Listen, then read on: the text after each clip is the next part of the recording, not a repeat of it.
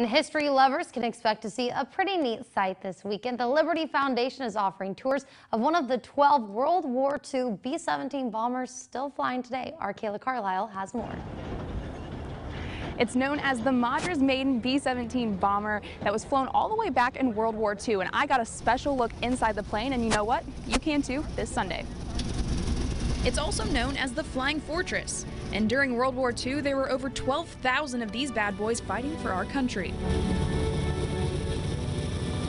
Now just a recreational plane, the Madras Maidens has quite the resume of jobs since it was first built back in the 1940s. So arguably number one, if not number two, behind the B-52 as far as the most successful bombing aircraft. But the B-17 is historic as far as the airplane that really broke the back of the Germans in World War II. Its nickname, the Flying Fortress, comes from its number of defensive firepower. So a crew of 10, so you had the bombardier, which would also run the chin turret on the front for the two guns you see in there. You had a navigator, and they would also operate those two guns when they're under attack.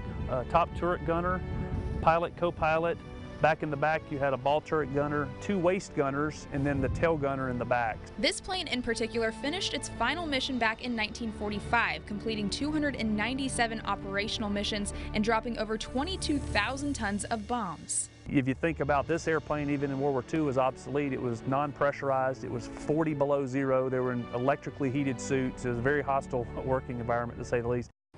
So like I said earlier, you too can fly in this exact same plane this Sunday. There will be a fee involved, of course, for people going up in the air, but there will be a ground tour open to the public as well. Putting the Valley first, I'm Kayla Carlile, WZDX News.